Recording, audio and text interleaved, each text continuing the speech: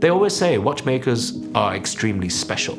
You hear that very often. And watchmakers are a unique breed where the entire universe is centered on a space on their desk that is no larger than 15 centimeters by 15 centimeters wide.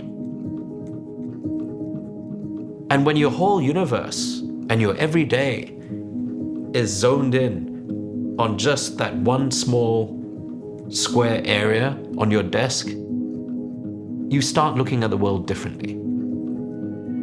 And for me, my objective was to communicate the inspirations, the motivations, the desires, the aspirations of these unique people to the rest of the world.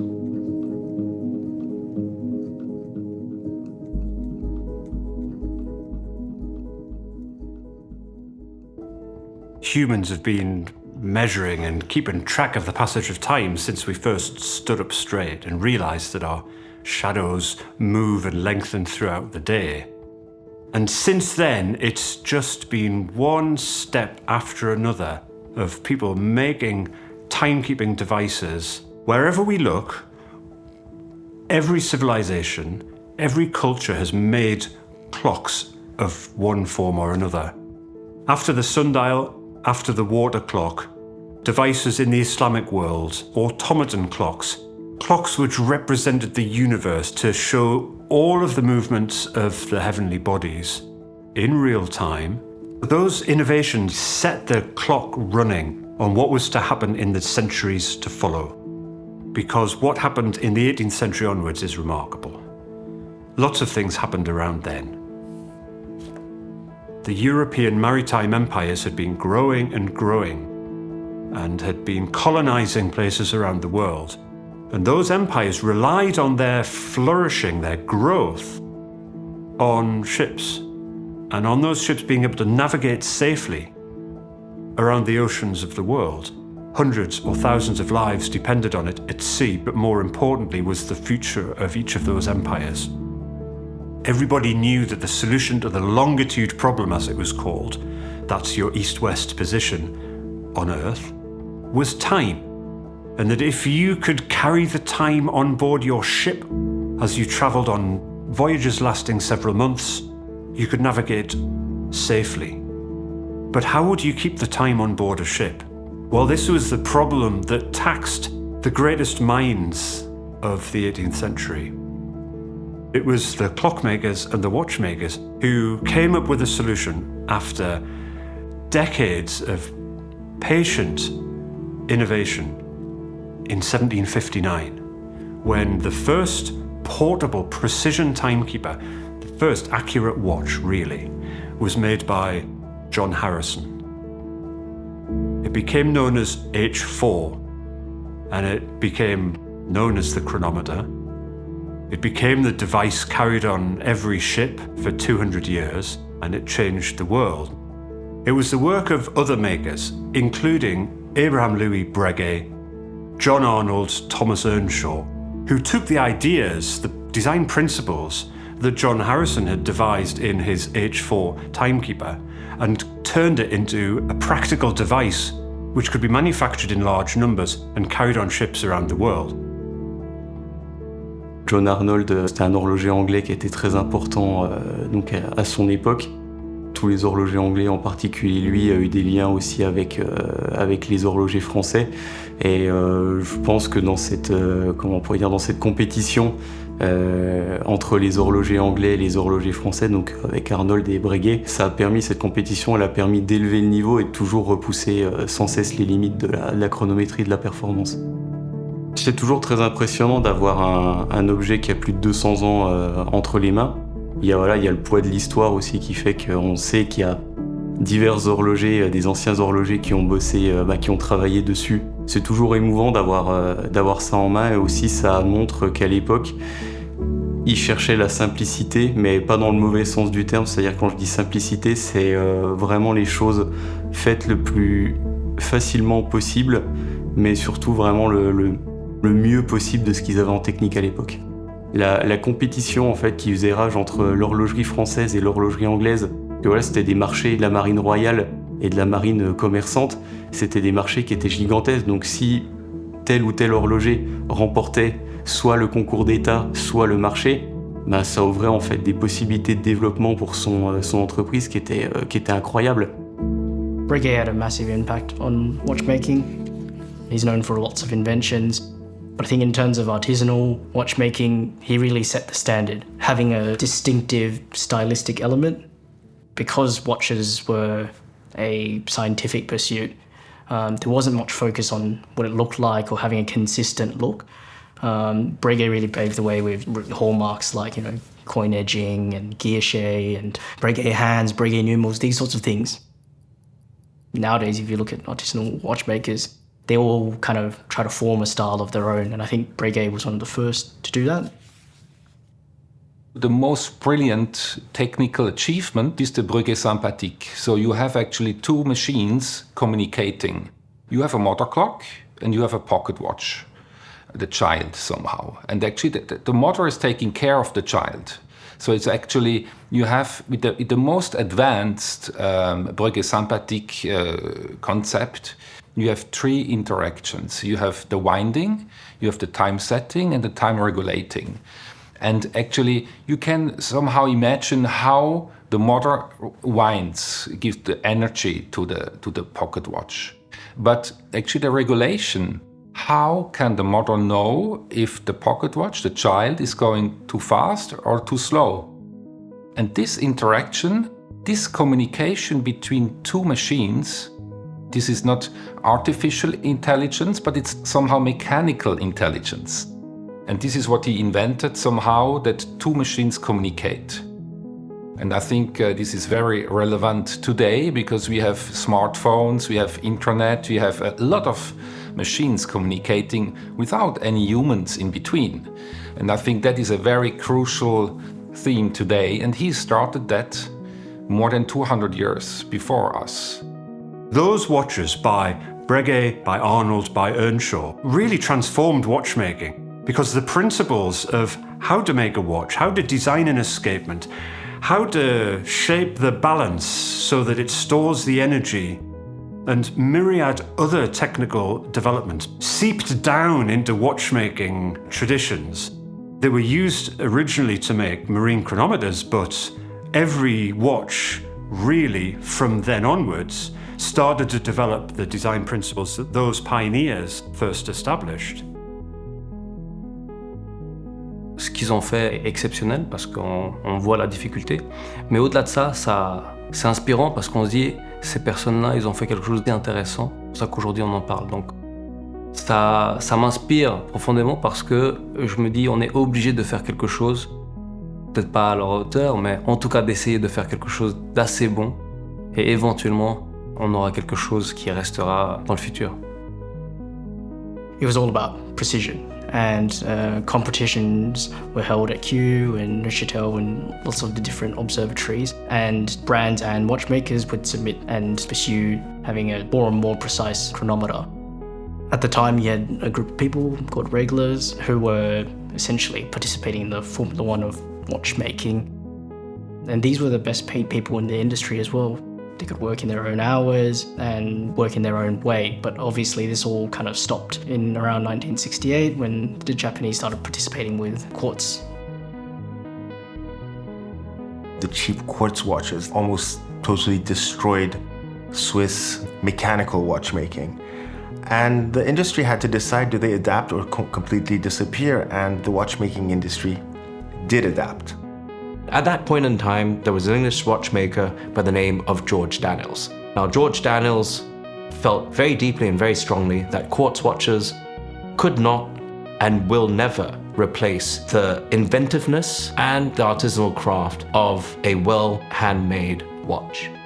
He was perhaps one of the most important figures in contemporary artisanal watchmaking today because he has inspired generations of watchmakers after that.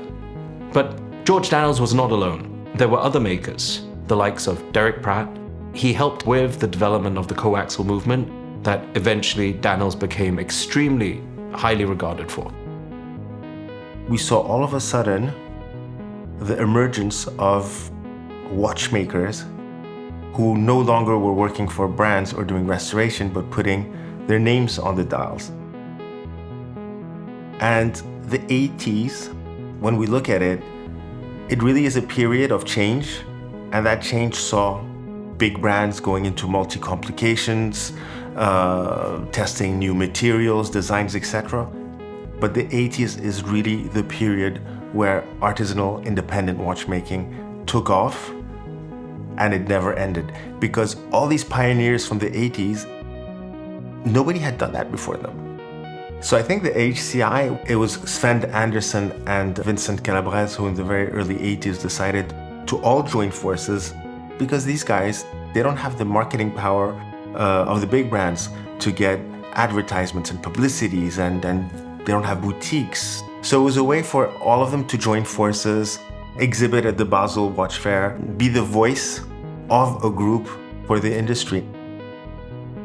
When it was started, it was very difficult for those first members to sell their work, because also the industry, the communication was one thing, but also on the other hand, exhibitions, the press, there were only perhaps 20 press in the whole world, specialized for the watchmaking when Academy started. So, and then also the whole attention was on the big brands, and independent watchmaking was considered as hobby makers, and it was very challenging for them at the beginning.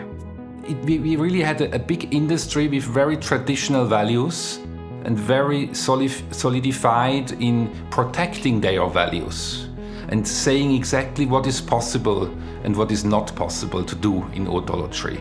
And actually our group of independent horloger créateurs indépendants, we fighted to open up these grounds and actually to bring that into life today. So we have incredible individuals in this group. Great names like George Daniels, François Paul Jaune. They were part of the HCI, so it's, when you look at the members now, it's basically the who's who of independent watchmaking.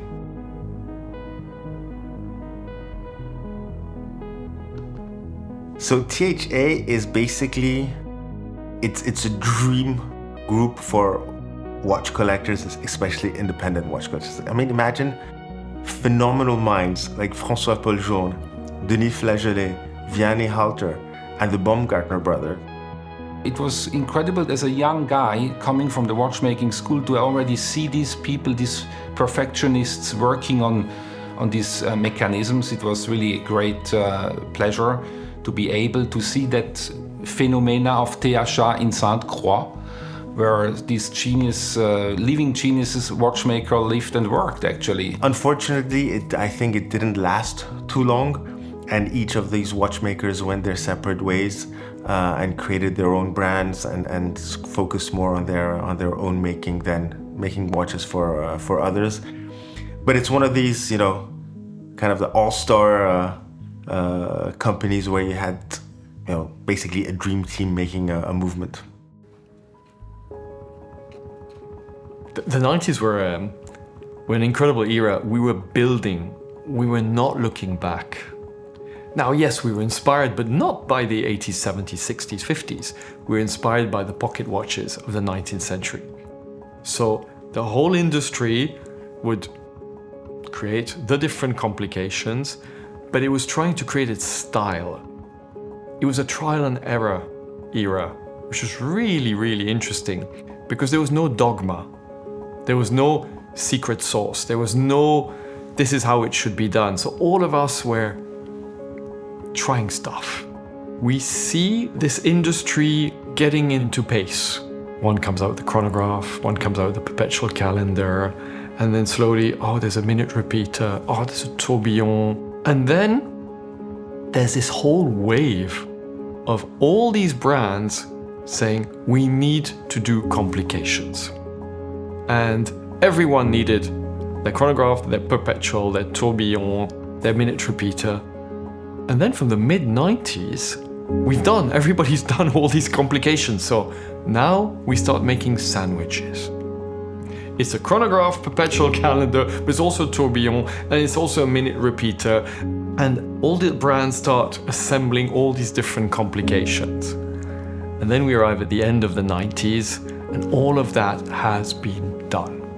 Beginning of 2000, something incredible happens. It's a synchronicity. I come up with Harry Winston, the Opus series. The same year, the same week at Basel World, we arrive at the fair with this amazing concept where we, Harry Winston, work with François-Paul Jouan and credit his work, which nobody had ever done that. And the same week, Goldfile, a leather manufacturer, credits 7 watchmakers who've created a product for them. How did that happen?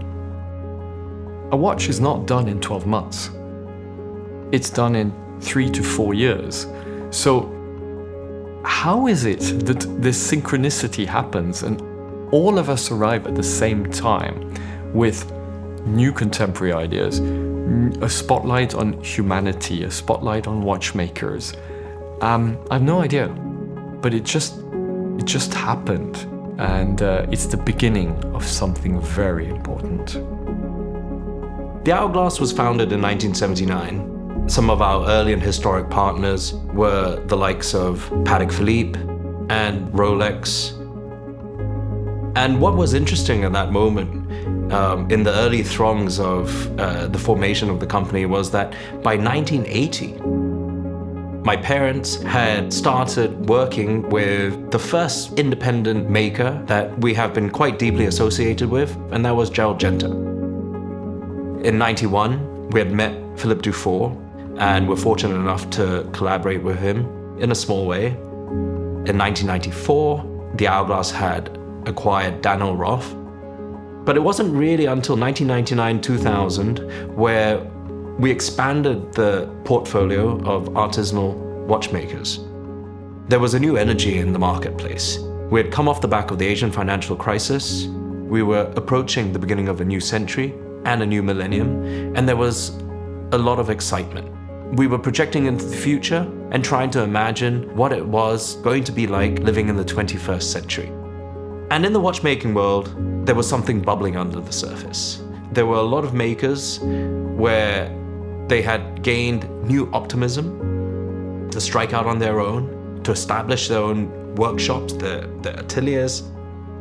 And so we felt it was time to tell the story of watchmaking in its entirety.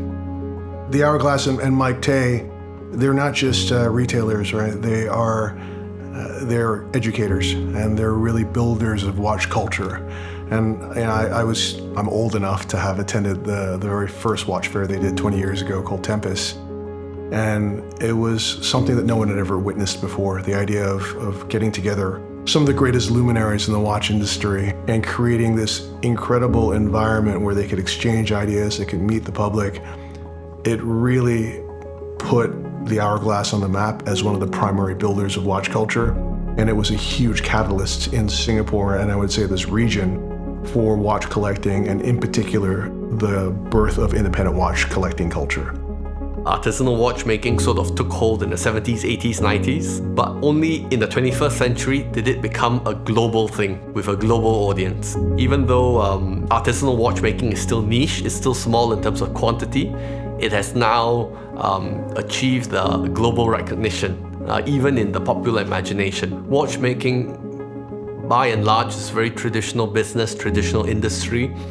So avant-garde watchmaking, the watchmakers, the designers, the creators who think outside of the box, they give the business a different face, which I think is important because it gives inspiration to some of the people in the business, but it also attracts a new audience, a different kind of audience. And I think avant-garde watchmakers like Uwerk, MB&F, they show the world that watches can be something different from a round case with two hands.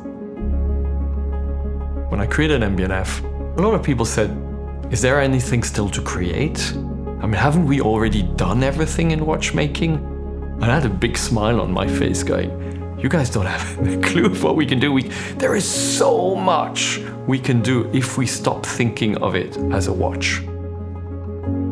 Watches are one of the most beautiful collectibles, one of the most fascinating art forms. In today's society, the watch is the only art form that can come with us when we leave the house in the morning, when we attend work, business meetings, go out for dinner with friends, and go home. It comes with us back to the bedroom where it started in the morning.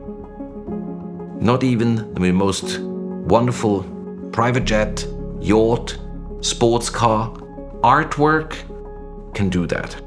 It is the art form and the collectible form of culture that is predestined to conquer the world in the 21st century. One thing that I love about watchmaking in the future compared to other mechanical industries is the fact that there is no life or death situation anymore. It was a matter of life or death back then.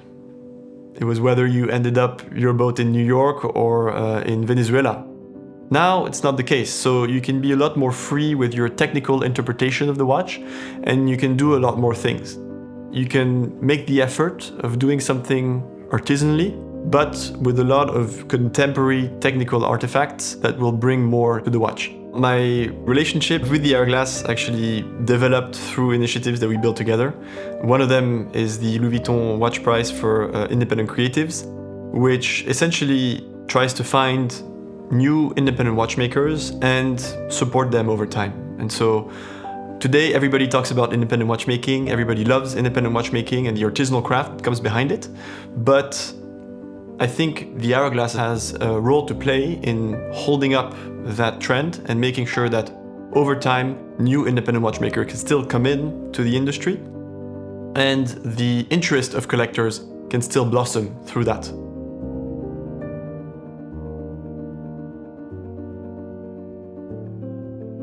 Ce qu'il y a d'incroyable avec l'horlogerie, c'est que justement, tout est vraiment dans l'apprentissage. En tout cas, dans le métier que je fais, la manière dont on travaille aujourd'hui, on a vraiment besoin de cette transmission-là. En 2019, j'ai M. Hagman qui m'a rejoint, Jean-Pierre Hagman, qui est un artisan boîtier, pour moi un des plus importants de ces 40 dernières années, qui m'a rejoint pour transmettre. Je dois avouer, à partir de ce moment-là, même ma vision, ma philosophie a changé. Parce qu'au début, je rêvais d'être tout petit, être seul. Et puis, quand M. Hagman est arrivé, j'ai réalisé qu'en fait, j'ai fait ça toute ma vie. J'ai été chez Patek Philippe, j'ai appris. On m'a transmis, on m'a donné. J'ai été chez François-Paul Journe, on m'a transmis, on m'a donné. Je dis, mais c'est incroyable. Et puis là, M. Hagman, il vient transmettre son métier. Et là, je me dis, mais c'est pas possible, il faut beaucoup plus partager. On a une responsabilité et voilà, c'est une grande famille, c'est l'industrie. Ça t'apporte d'autres visions, ça t'apporte d'autres philosophies, ça t'apporte d'autres savoir-faire et je trouve ça exceptionnel. For ideas and techniques and technologies to grow and flourish, then people need to come together. And so throughout history, there's been places on Earth where cultures and societies and groups of people have mixed, and that has been where some of the most fertile innovation has taken place. The beauty of I Am Watch is bringing people together. That's what artisanal watchmaking does. You're not a consumer buying from a brand. You're a connoisseur or a lover speaking to somebody who creates, and it's the human connection which makes our community so strong. Independent watch buyers are not buyers, they're not consumers. They are people who are writing the adventure with the creators. It's always been that way. And by putting 40 makers with all these thousands of fans and collectors to be able to communicate. And it's true that thanks to the digital world, we have all been able to communicate so much more than before. But then we realized there's something missing. There's that handshake, there's that looking at each other, there's that hug, but there's more importantly looking at the watches together, sharing emotions, which you can never do on the digital world. And that is what I Am Watch brought back. And we realized that we thought the digital was going to take over. It's never going to take over. I Am Watch just proved that. My hope at the Hourglass is that we can perpetuate this interest for horology, to continue to develop new enthusiasts who are interested in learning about the stories behind these watchmakers, so that generations to come will understand the effort, the energy, the sacrifices, the ingenuity, the inventiveness that these very special individuals have made to the advancement of watchmaking for the human civilization. It's really about collecting makers that I feel are going to be considered relevant and important in art history a century from now. It then boils down to the individual artists themselves. What motivates them, what inspires them, what thread and line of artistic movement they follow. When we think about collecting artisanal watches and artisanal watchmakers, that thread that starts with Abraham Louis Breguet and extends all the way through 2 centuries to George Daniels, and now, 50 years later, down to the 5th generation of watchmakers, is in effect a defining course that one could adapt themselves to thinking about how to collect artisanal watchmaking. And from that moment, you then find yourself going down either a single rabbit hole or multiple rabbit holes in that pursuit of that next work or that next artist that connects the dots between the past and the future.